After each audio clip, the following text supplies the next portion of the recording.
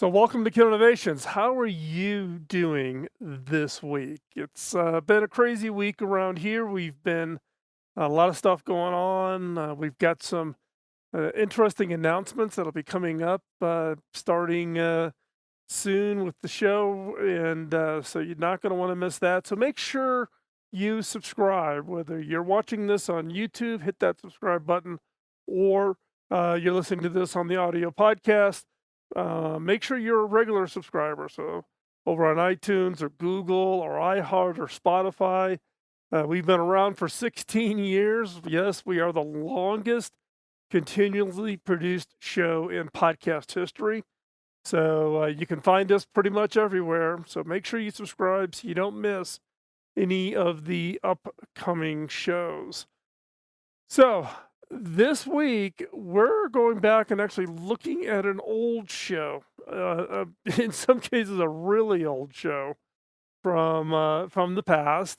Some people found the old show, and I started getting some questions about it because it is a tad bit dated. And it's a show that I actually did back in February of 2012. So it's over 8 years old. Um, and it was some work that we did around talking about innovation metrics. So what are the different metrics you can use to know whether you're good, bad, or indifferent when it comes to your activities within on your team or within your organization.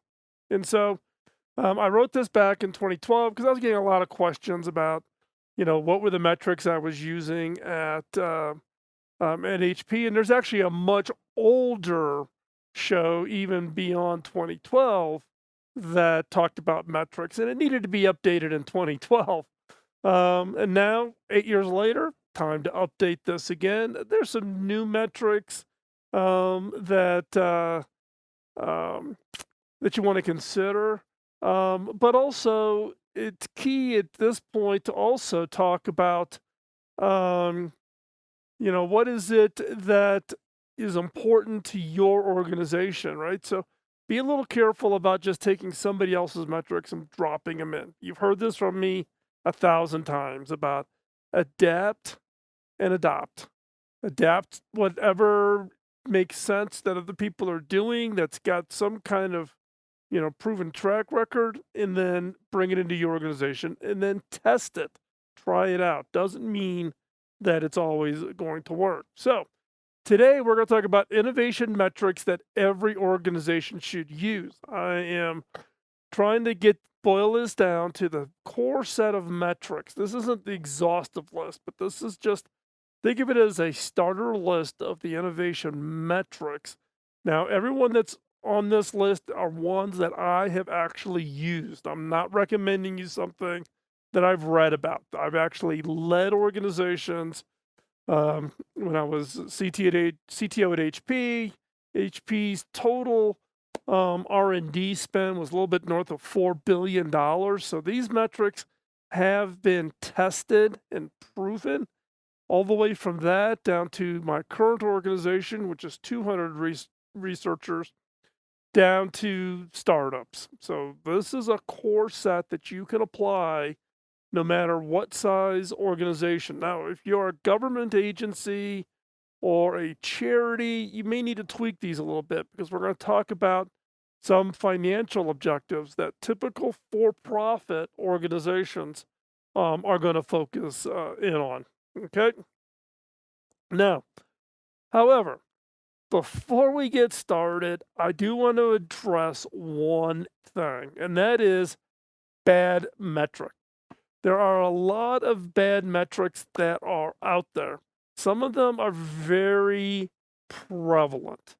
Some of them are extremely popular, particularly on Wall Street. If you work for a publicly traded, meaning you have shares on a stock exchange like the New York Stock Exchange or NASDAQ or wherever around the world, some of these metrics get defined by analysts. These are not people who've actually run innovation. In many cases, they've never even run a business. Or if you're an analyst and You're offended by that, but it's the truth, right? It's part of my little, um, angst with analysts trying to tell business leaders how to run their business. So let's talk about one bad metric that just absolutely lights my hair on fire. And that is R&D revenue spent on R&D, or revenue, percentage of revenue spent on R&D. So this is a percentage of revenue spent on R&D, right? This is the most popular metric that Wall Street has, and they try to rank organizations based on this metric. Now, what I will tell you, and I've done the analysis myself, I've run tests and trials, I have collected data from public companies, I have talked to chief innovation officers, I've coached, mentored, and advised CEOs and chief innovation officers around the world in a wide range of industries. This is an absolutely bogus metric. It is not predictive of future success.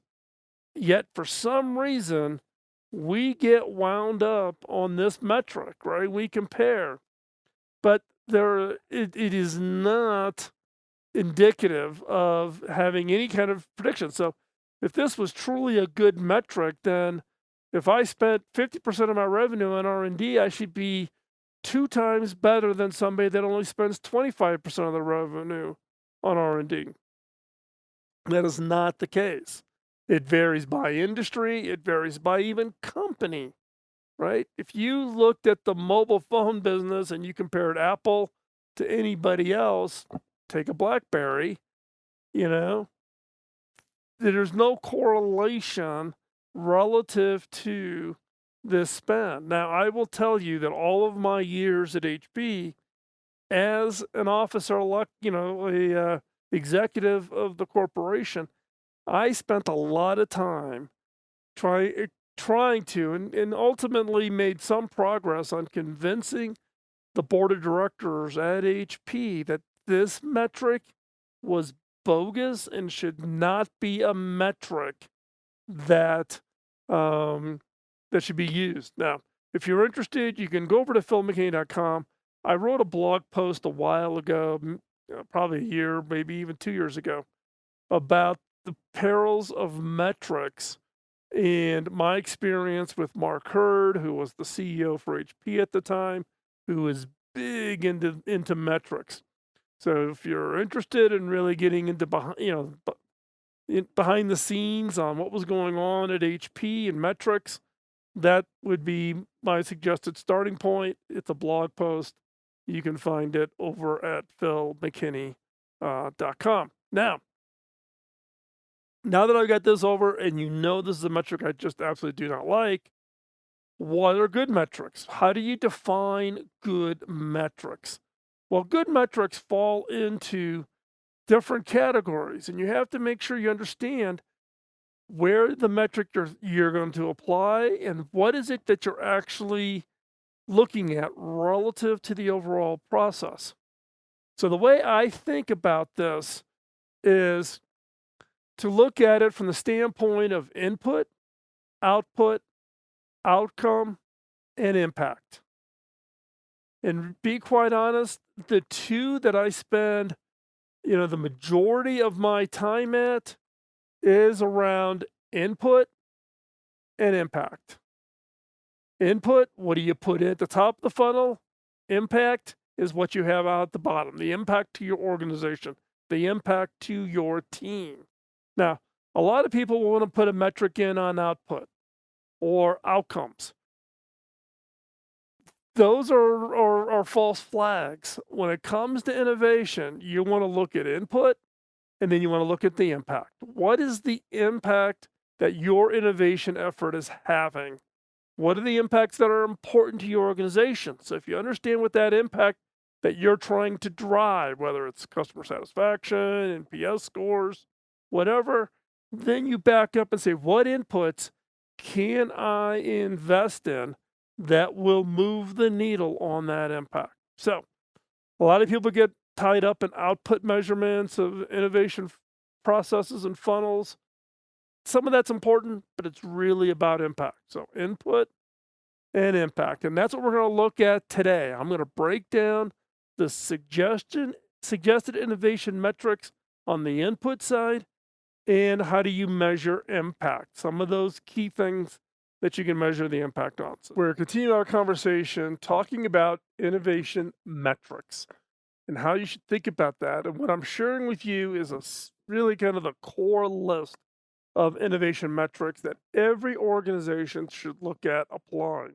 Now, again, these metrics tend to be swing more towards for-profit organizations. So if you are leading efforts in a government agency, for instance, or a non-for-profit charity, or some other kind of organization that doesn't really think about your business in the context of profit and loss, you may want to tweak some of these. But they would give you some core foundation. And again, all of these metrics that I'm sharing with you are ones that I have actually used over my 25 plus year career leading innovation with startup organizations to the largest technology company in the world. So, and everything in between. So, what are we going to talk about right now is what I'm calling the innovation input metrics. What are those innovation input metrics that you should consider having as part of your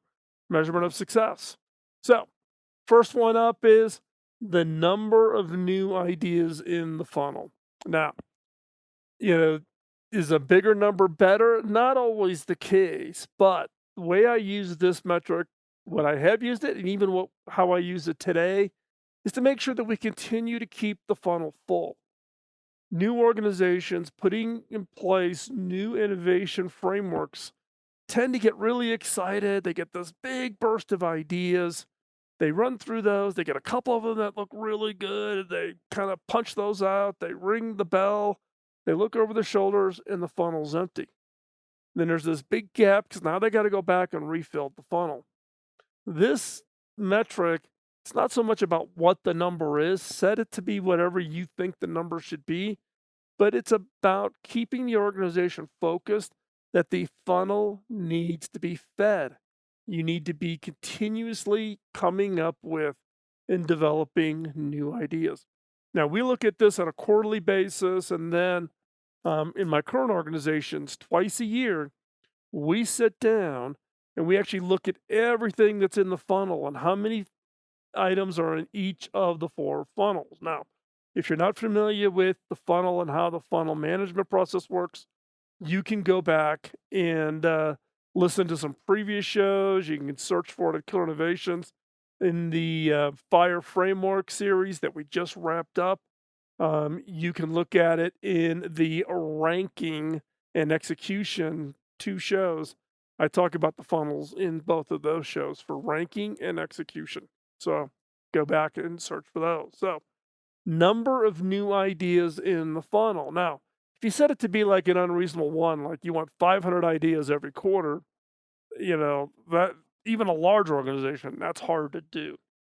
If you set it too low where you just want 2 ideas, then you're banking that some of those ideas are going to be almost guaranteed grand slams, and that's just not something you want to bet on.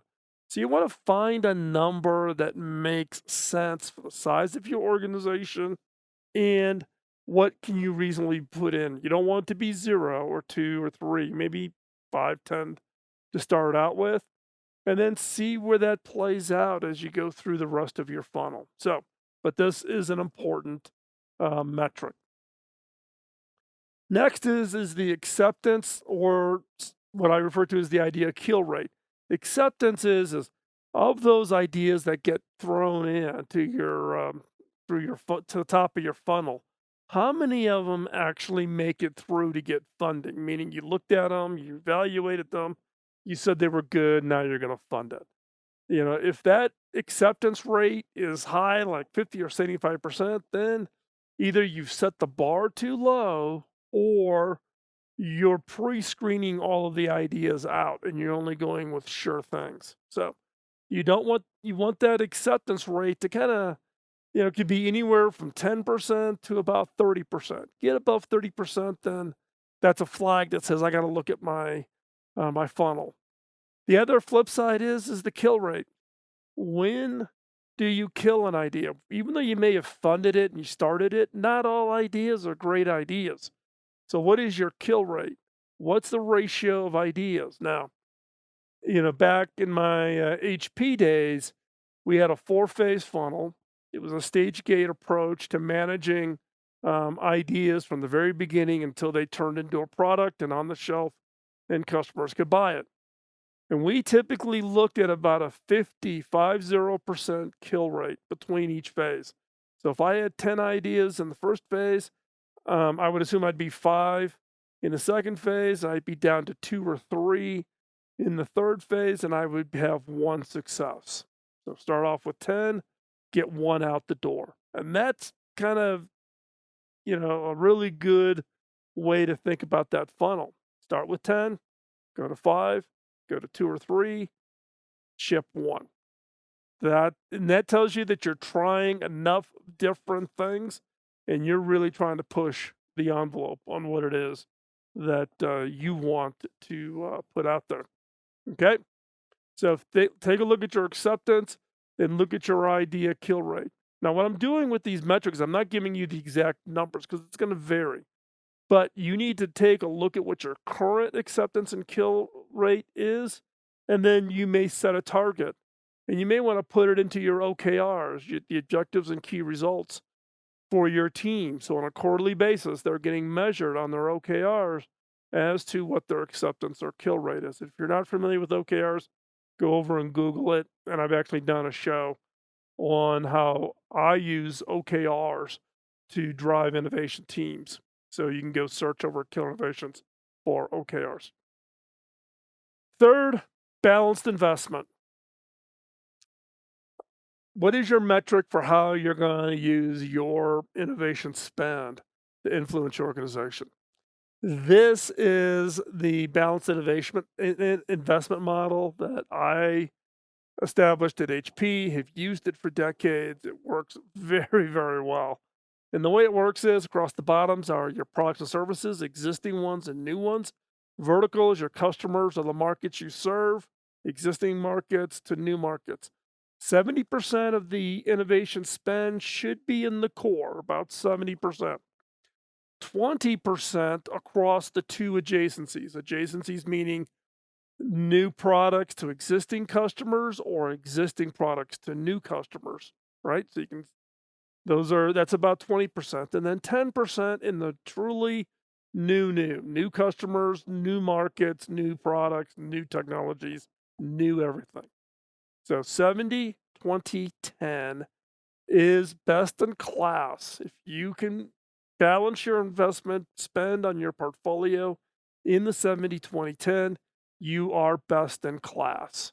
And that should be your target. Now, not everybody gets there, and it varies from time to time, but a balanced investment is absolutely important. I'm sharing today with you what I think are the core set of metrics that every organization should take a hard look at and see how to apply them to your own innovation efforts. Now, this is not the exhaustive list. They're literally 30, 40, 50 metrics you could use. You would drive yourself crazy, but you could use them. This is just the core set. We just wrapped up talking about the input metrics, metrics that measure input coming into your innovation efforts. And that includes ideas being generated, includes funding, etc. What we want to talk about now is impact metrics. What are those innovation impact metrics? So this is not just the output or outcomes. This is impact. How does it impact ultimately the target that you have for your organization? That could be your customers. It could be final financial results, whatever it is. So this is impact metrics that we're going to talk about now. First one is what I call the 3M metric. This one is extremely popular, and that is the percentage of revenue from new products. Refine that a little bit. 3M actually has an innovation metric that they've tracked for decades and decades, which is what percentage of their revenue comes from products introduced in the last 3 years.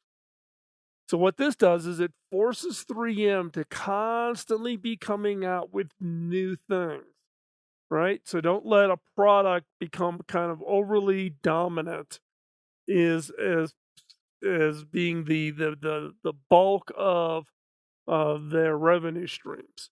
And so again, percentage of revenue from new products. In the case of 3M, they use 3 years as kind of the timing for this. So take a look at this, think about it, and go take a look at your own products. Now, 3M, in some cases, the question is okay, does Post-it notes count? Or if they come up with a new type of Post-it note, does that count as new? Well, it does count as new. I mean, for instance, they had Post-it notes and they came up with different colors. They didn't count that. But I remember when they took the concept of Post-it notes and first applied it to flip chart paper. Man, it was an unbelievable value to me running innovation workshops now because I can take and write things on a flip chart, peel it off, and stick it to a wall or stick it to a glass window in a conference room. Huge, huge value. That was new. That was applying a technology into an entirely new market. It wasn't Post-it notes. It was about flip chart paper, different use case. That counted. So think about what percentage of your revenue comes from recent products of yours, and is that a high enough number? And set a target for yourself. Set a target for your CTO. Set a target for your chief innovation officer. Set a target for your sales team to get them out there to push those new products. Another outcome is that metric that many organizations would look at, and is particularly valuable in the high tech world, and that is the quality of your patents. This is different than what some CEOs get hung up on is the quantity of patents. When I first went to HP, Carly Fiorina was the CEO, and Carly would just pound on us to ramp up the number of patents. If you recall, and it still happens today, corporations get ranked by the number of patents that they've been awarded. Top of the list and has been for many, many, many, many years up there. If they're not number one, they've always been the top 3 or 4. Has been IBM. Now IBM's R&D spend is significantly higher than a lot of organizations. I haven't looked at it quite honestly in the last 5 to 8 years, so I don't know what that number is for them anymore. But Carly's push was, I want HP to have as many patents as possible because I want to get up on that list, and I want to, that's how the market views us as being innovative. And I would argue in saying, no, that is not how you get it, because you can get a patent for almost anything. I could write a patent that I'm almost positive would be awarded, but it's just bogus. It's just, I could write a patent, but it'd be totally meaningless. It has no value.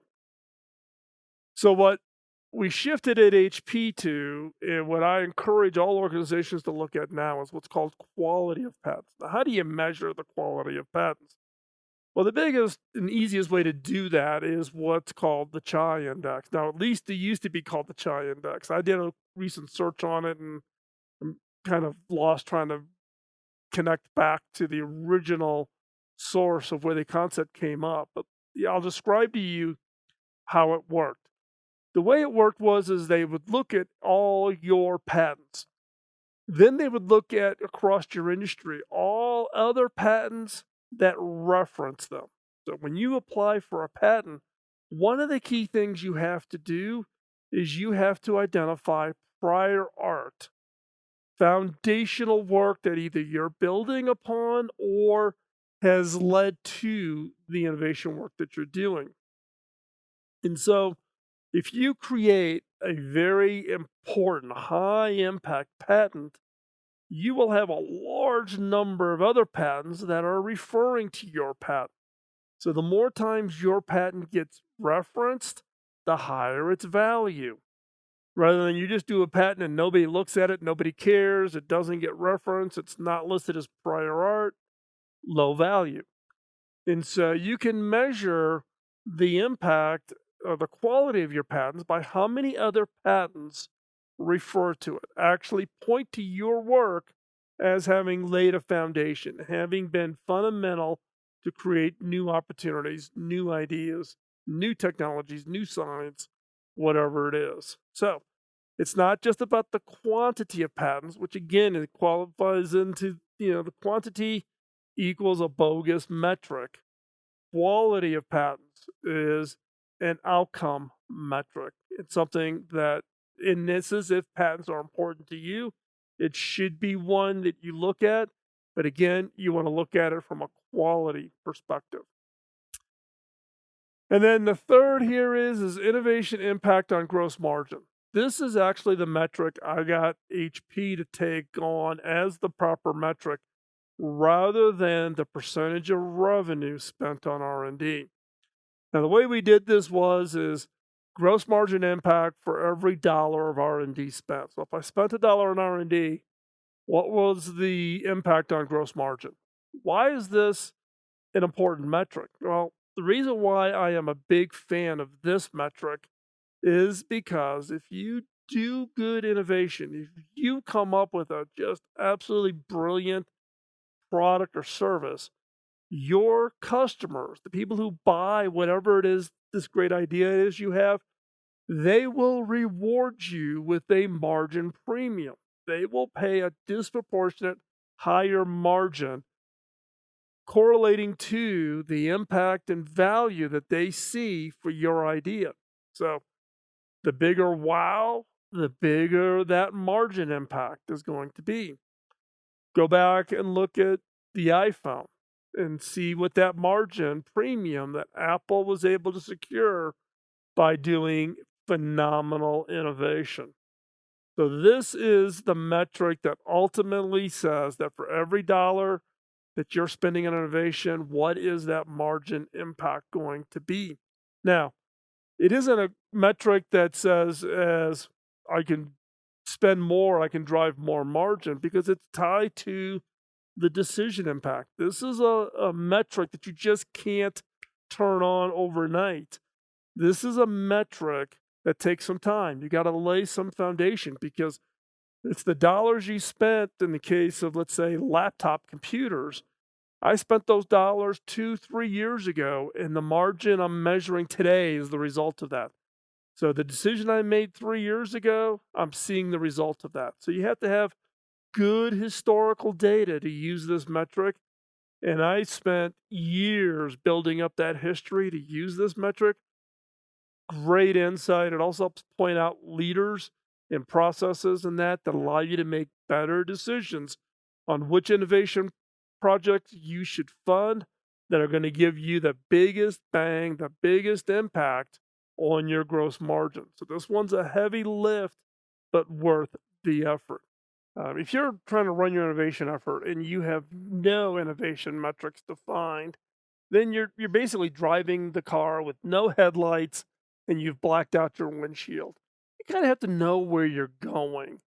You have to be able to see in front of you and be able to steer your decision making, your investment levels in order to have the best impact from all of this work and all this effort you're putting in to creating better ideas, more innovations. So today we've been talking about the 6 innovation metrics that every organization should use. And we're going to run through these again just to make sure we've all, got on top of mind. So what are these 6 innovation metrics? Well, we talked about 3 input metrics. One was the number of new ideas in the funnel. How many ideas do you have coming into the funnel? You have to keep the funnel flowing. You need to keep putting in newer and more ideas. 2, what's the acceptance or the kill rate? How many of those ideas that go into the funnel do you actually decide to go forward? If that number is too high, if you're 70, 80, 90%, then either you've got a problem in your funnel or the criteria you're using to say go fund them is way too low. You need to raise that bar, raise the quality. Same thing on the kill rate. If you're not killing off ideas, you're going to find that your funnel gets clogged. You got so much stuff in there. You've got no money and no time, no people and time to actually do any work because there's so much stuff that just kind of like clogging up the pipe here. So, what is your kill rate? Number three, the balanced innovation investment. How close are you to the 70-20-10? Now, I'll let you a little insight. When I first got to HP, I sat down and did the analysis, kind of follow the money. And when I got to HP was 98 and 2. It was 98% in the core, 2% in adjacencies, and nothing really in what I would call the new category. In over 3 years, we went from 98 and 2 to 70-20-10 without increasing the budget. Budget was $4 billion. At the beginning, it was $4 billion 3 years later. And we went from 98 and 2 to 70-20-10. So what is your balanced innovation investment? And how do you migrate from where you are today to getting yourself to 70-20-10? And it's not asking for more dollars because your CFO is not going to buy that story, let me tell you. Impact metrics. How do you measure the impact on the other end? Well, one is percentage of revenue from new products. This is the 3M metric. Take a look at it. It's a really interesting metric. It kind of gets everybody focused on the new things. You put that metric as a target for your sales force, for your R&D teams. You get people aligned on we want new ideas that are going to generate and have revenue impact. Two, quality of the patents, not number of patents. Don't fall into the Carly Fiorina trap of thinking quantity will raise the impression of the innovation effort going on inside your organization. It's not quantity, it's quality of patents. And then number three, the innovation impact on gross margin. That's probably the best correlated metric for you to understand the decision making that you made to ultimately the gross margin impact. Problem is there's a time lag in there.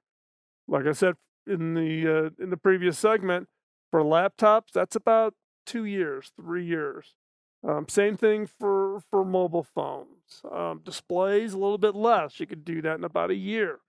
Um, big, complex IT server systems, you could be 4 years, 5 years, right? From decision making to, to the gross margin impact. So you got to think about that lag time. That has a huge, huge impact. So again, take a look at these 6 innovation metrics and think about how you can apply these. Now, if you are a government agency or you're a charity organization, tweak these, come up with your own metrics. But what you want to focus on is the input metrics, what coming in at the beginning, at the front end to impact. And think about the impact, whether it's at a customer, if you're a charity, it's a donor, if it is, if you're a government agency, maybe it's a measurement of efficiency improvement or savings, reducing the burden on the tax dollars, whatever it is. But think about it in the context of input metrics to impact metrics. If you want to learn more about metrics and how to think about them within your organization, take a look at the Disruptive Ideation Workshop. This is a workshop that the Innovators Network comes. They come on, historically, they would come on site. Now it's done virtually.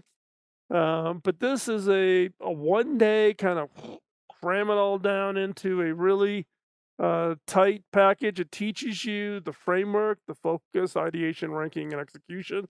It focuses on ranking and execution. It does address things like funnel and funnel management at a very high level.